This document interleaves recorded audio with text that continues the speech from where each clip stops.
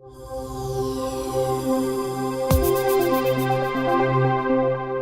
and welcome to this Open Windows podcast. Today we're privileged to be talking to Tim Cummins, who's the Chief Executive of the International Association of Contract and Commercial Management, widely recognised as the peak body for contract management around the world. Tim divides his time between the US, Connecticut and London, and travels a great deal, as you can imagine.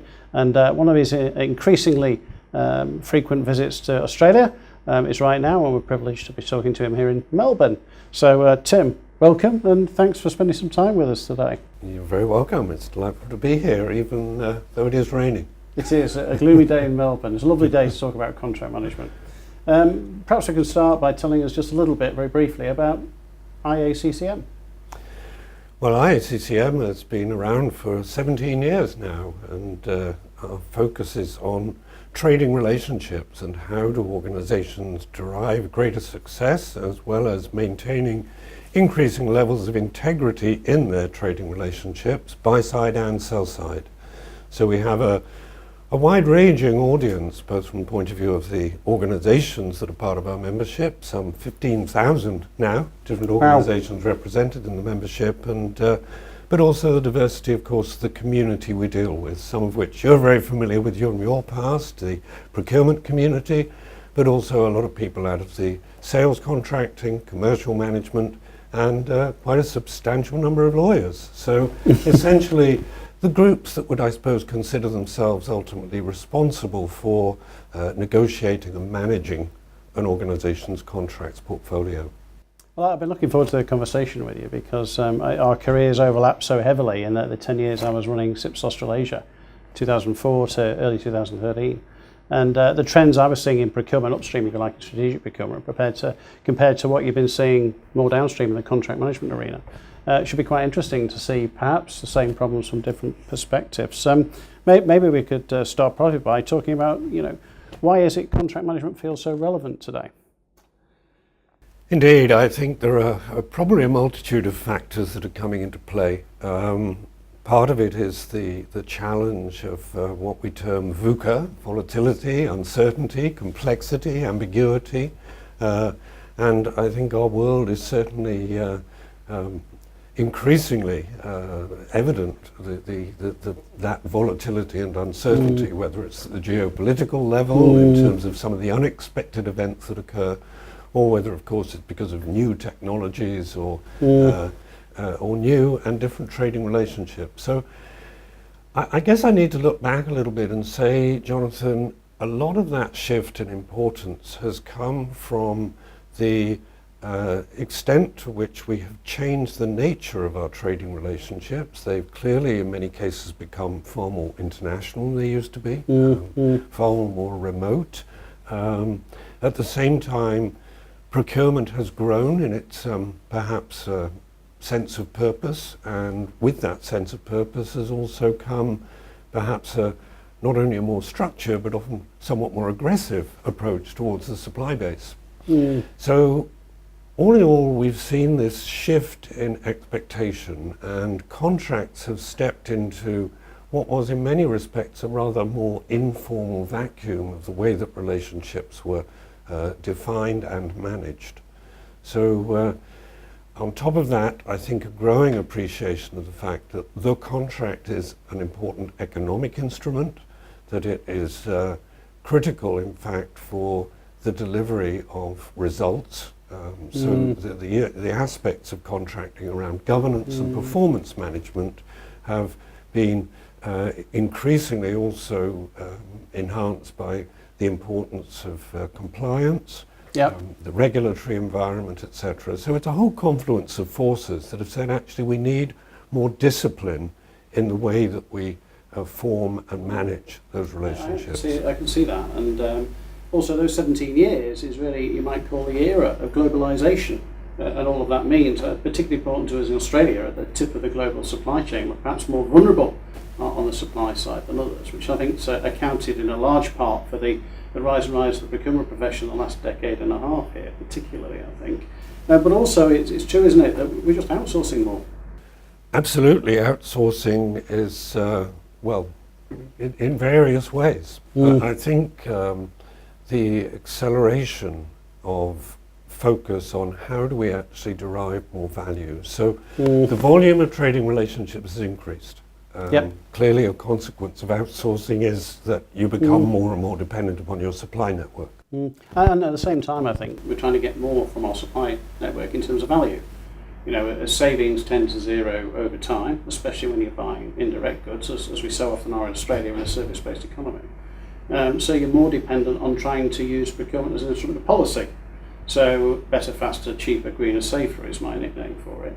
So we're looking for all sorts of outcomes beyond just lower price or lower cost from the supply side. And people have increasingly seen, I think, the supply side is a good place to manage risk from, sustainability, social responsibility, and quality as well.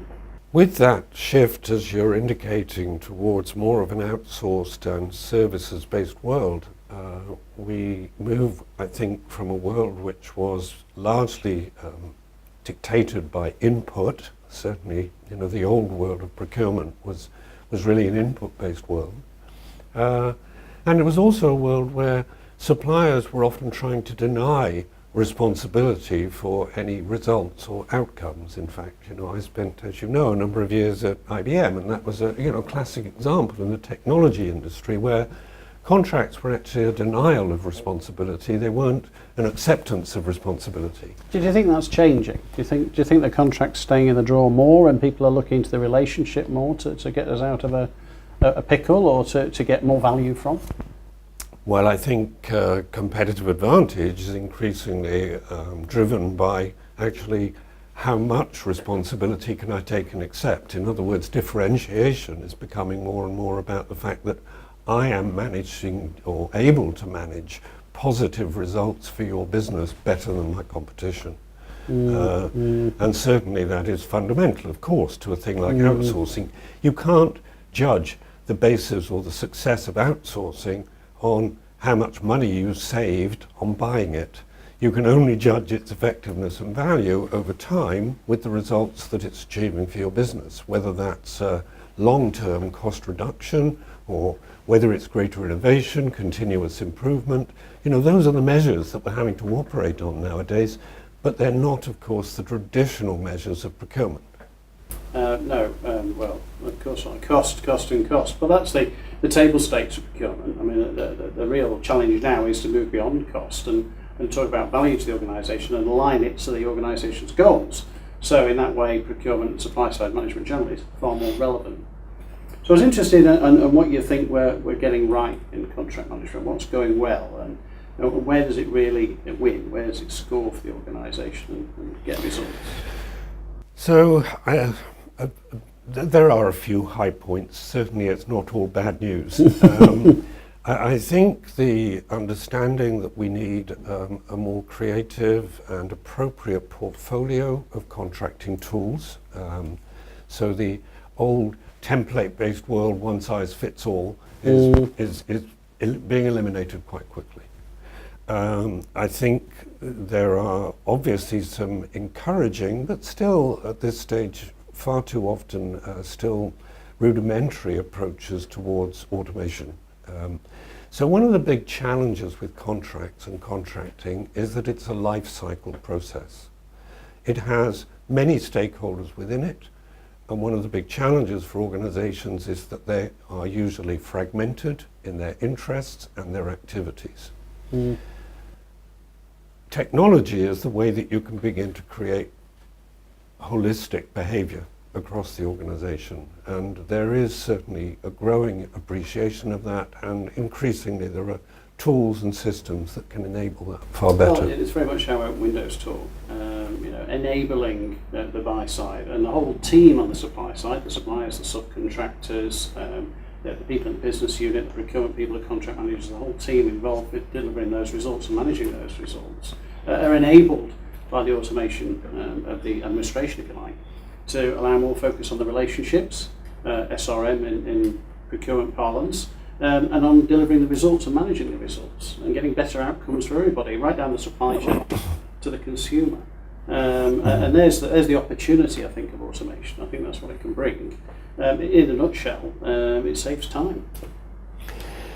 I think another key success area or development area in all of this is the growing appreciation that actually we've got to stop thinking about the contract and the relationship as two separate and distinct areas.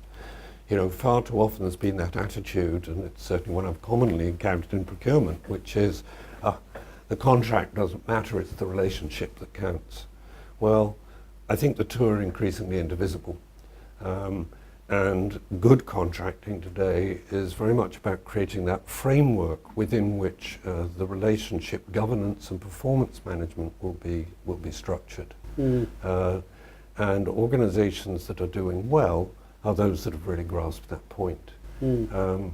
That means a very different approach, of course, to the waiver. And those contracts are negotiated, and certainly the responsibilities that the organisation has to ensure their effective implementation.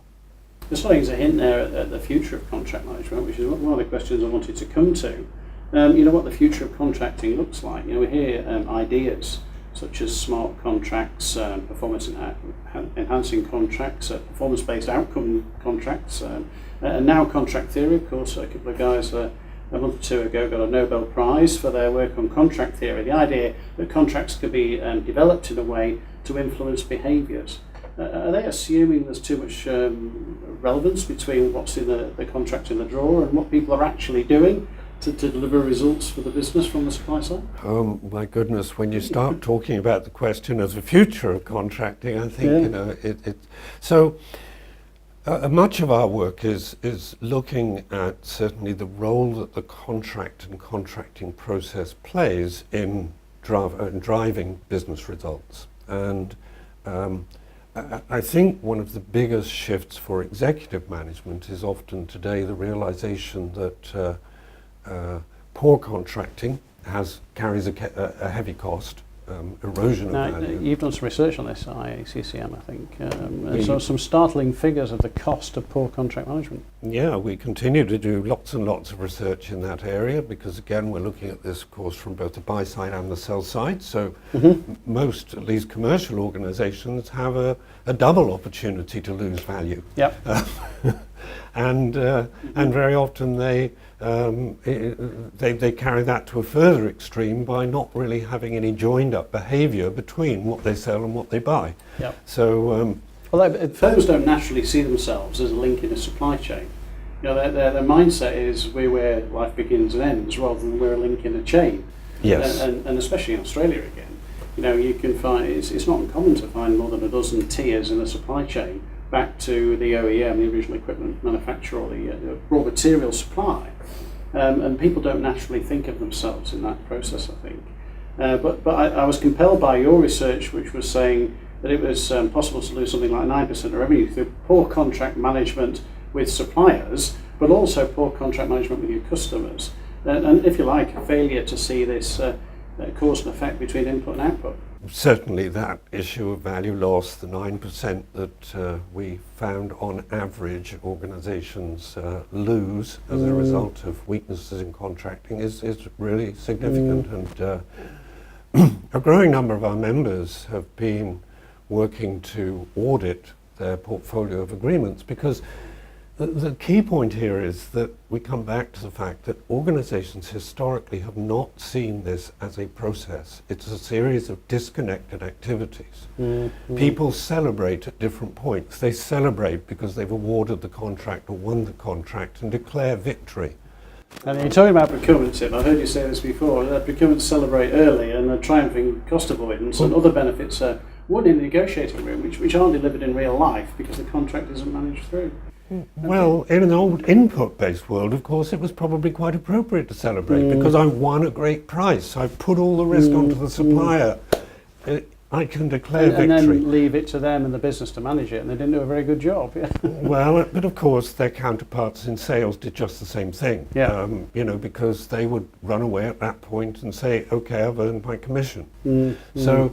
Organizations have structured to declare victory at a point of contract signature, but that is the beginning, it isn't the end. But in fairness to procurement, their brief, if you like, their mandate was to save costs, the table stakes for their existence. Indeed. And their focus and their interpretation of that became strategic sourcing, a very upstream activity. Yes. And having worked in procurement myself, the game was get upstream, rarely downstream. We tended to leave it to the operation wrongly, as it turned out. Where do you think the line should be drawn now? Where do you think procurement's role begins and ends? Do you think it should manage contract management, manage negotiation benefits right the way through to realisation? Or do you think it should hand over to, a different discipline, contract management, and go off to the conference room to haggle the next deal? So the question of organisational design to manage contracts is one that is a burning issue for many organisations, particularly those that are becoming more and more conscious of that value loss, value erosion from poor management. Indeed, we're working with a number of players, for example, in the oil and gas sector at the moment, where, as you can imagine, the current price issue has created tremendous focus. It's a massive issue, as you know, for many government agencies, where there's tremendous focus on this question of how do we get better. It is not a natural place for procurement to step into, but the challenge for procurement is that very often they are selecting the wrong suppliers, they are putting the wrong contracts in place, and their behaviour in that pre-award phase is actually damaging to longer-term results. So the assertive approach to getting what you need from suppliers at the time is what you're hinting at, I think. Well, these short-term objectives of procurement are being met, but they're not necessarily in the interests of the longer-term interests of the business. And so your observation about, well, what does that mean for procurement of the future is, I think, entirely opposite. Now, it could mean one of two things. It either means that procurement itself needs to step back and question, are we actually being measured the right way and doing the right things for the bigger and longer term business interest? And they need to start, I think, challenging senior management around the nature of their role and their value. Oh, and I think the leaders are, and I think the ones that have trailblazed on that have fully embraced category management, for example, which is truly an end-to-end function, delivering benefits downstream as well as upstream, short and long term. So I see that as part of the solution. Do you not? I absolutely see it as part of the solution. I think now, to the extent of then should procurement expand its remit and step into that post-award phase, I think the answer to that is a little bit more difficult. In the end, performance responsibility really needs to sit wherever accountability is for results. And I don't see it realistically shifting to procurement to actually take accountability for the implementation phase of the contract. I see three areas particularly, Tim, I think, where good contract management is essential. And you look at large capital projects, which you mentioned a minute ago, and that research you did on EU major projects that inevitably blow out and cost millions or hundreds of millions more than they should and take so much longer than they should. That's a critical area for me that needs to be better managed in the contract phase. Long-term service contracts, another example. A lot of Open Windows clients use it for long-term service contracting, critical services. And thirdly, of course, direct goods and services, which is increasingly less relevant in Australia as we're a service-based economy. So there's less direct goods to buy for. But they're the areas I see that are critical for good contract management. And as you say, whether procurement manages that or contract management or the business manages that depends on where the benefit rests, perhaps. And that goes back to the objectives at the start, doesn't it? What are we trying to achieve? And ultimately, you've got to recognise that procurement's an instrument of policy. And as I like to ask CPOs, what's your policy? Is it just cost? How do you generate value? I think that's the trick, is understanding that to derive the correct strategy for acquisition and management of supply side support. There is variability, obviously, depending on the nature of the industry and the nature of the organisation. The key question here is, how do organisations build their competency in contracting and commercial management? And there will be a variety of answers. And clearly, if you're operating, for example, in a fast-moving consumer goods space, is very different from if you're dealing in capital projects.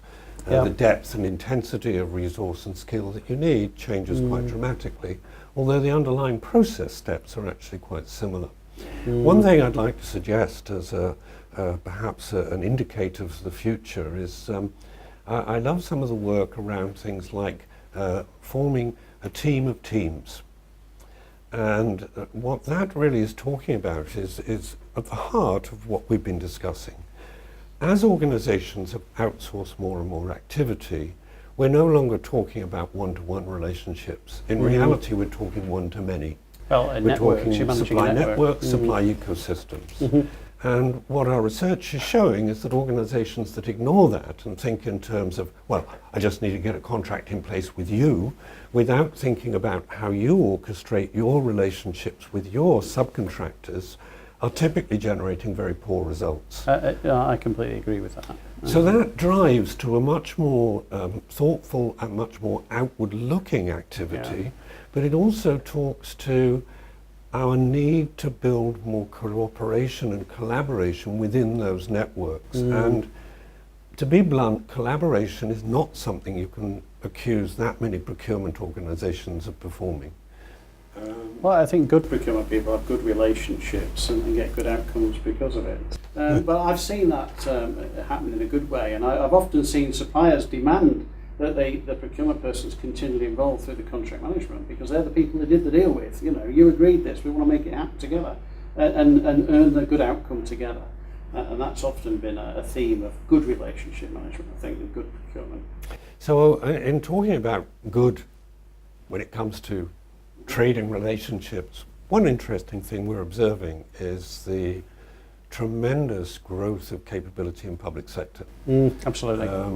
And that, of course, is an area where most people would traditionally roll their eyes and just talk about incompetence. But as you know, we've been working extensively with the UK government on this, but also the US, with Canada and with Australia. And we really do see the scale of commitment, the realization within public sector that in order to deliver good public services, they are at an affordable level. Yep. They are increasingly dependent upon the quality of their relationships with the private sector. Absolutely, and that's the way they get the best value for every dollar spent. So that has really led to a transformation in thinking and the recognition that there needs to be more creativity and much more focus on building contract management capability, as well as, of course, taking a much greater commercial view of the market. Indeed, the head of the contract management group at the UK's National Audit Office recently made the observation that they used to think that they could buy in contract management competence from the private sector. We tried to persuade them that actually there wasn't that much ingrained competence in the private sector, but they persisted. But they've acknowledged now that actually, having tried it, they realise the private sector isn't actually any better at contract management than the public sector. And in fact, he made the interesting statement. He said, you know, when you think about it, the public service has a duty to be better at contract management than its private sector suppliers. Well, they've certainly improved here enormously, and they've invested more consistently in procurement, less at the whims of the economy, less at the whims of the triumph of early savings, and they've invested in capability, and not just the capability of people, but people, process and technology to give them better outcomes. And of course, I've said here several times, public sector procurement's harder, especially here, because of the strong compliance and probity needs. And in some jurisdictions, you know, the requirement to absolutely you've got to go to tender. There's no choice. It's regulated. It makes it a very difficult job. We're out of time, Tim. Would you believe already? So thank you very much indeed for spending the time with us today, and thank you for watching. And stay tuned with all of Tim's comments on his blogs from the IACCM website, which are also reprinted on the PASA website here in Australia, and the URLs are on the screen. So thank you very much for watching. We'll see you on the next Open Windows podcast. Thank you.